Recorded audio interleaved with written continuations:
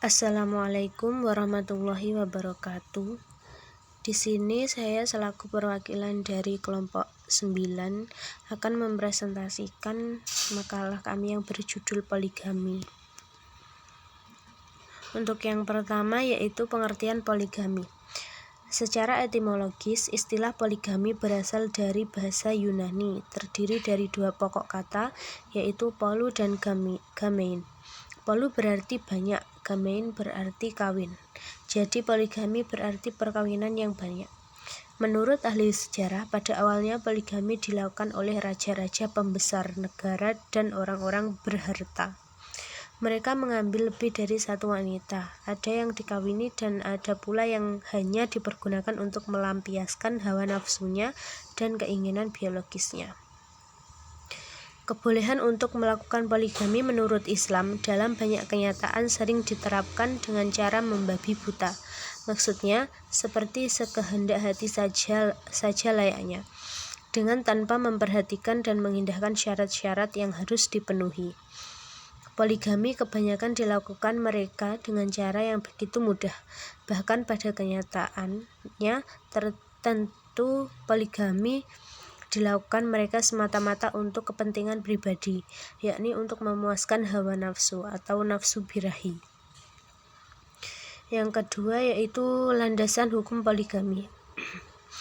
Ayat Al-Quran yang menjadi dasar diperbolehkannya poligami adalah Quran Surat An-Nisa ayat 3 yang artinya, dan jika kamu takut tidak akan dapat berlaku adil terhadap hak-hak perempuan yang yatim bila mana kamu mengawininya, maka kawinilah wanita-wanita lain yang kamu senangi.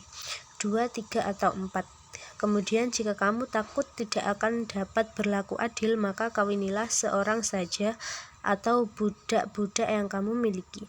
Yang demikian itu adalah lebih dekat kepada tidak berbuat aniaya.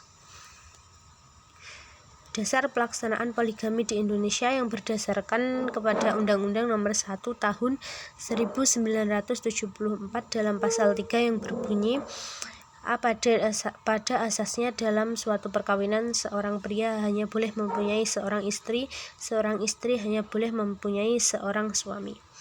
B. Pengadilan dapat memberi izin kepada seorang suami untuk beristri lebih dari seorang apabila dikehendaki oleh pihak-pihak yang bersangkutan.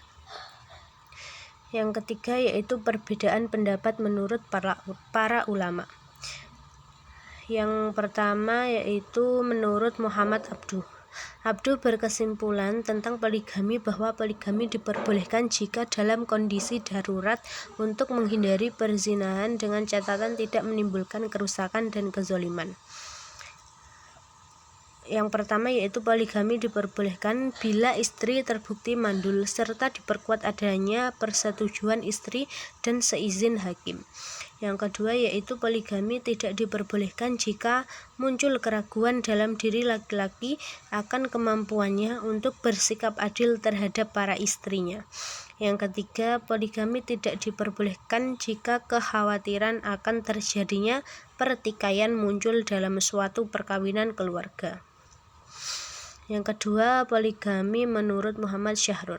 Syarat poligami menurut pandangan Muhammad Syahrur dikenal dengan 6 teori batas atau hudud. Antara lain, A. Batas maksimal, B. Batas minimal, C. Batas maksimal dan minimal, D. Batas maksimal dan minimal bersamaan pada posisi lurus atau posisi penetapan hukum partikuler. Yang E. Posisi batas maksimum dengan satu titik yang mendekati garis lurus tanpa bersentuhan. F. Batas maksimum positif tidak boleh dilewati dan batas bawah negatif boleh dilewati. G. Adapun syarat poligami ini tergolong pada batas minimal dan maksimal hadir secara bersamaan namun tidak menyatu dalam satu garis. Sekian presentasi dari kami, apabila ada kurang lebihnya mohon maaf. Wassalamualaikum warahmatullahi wabarakatuh.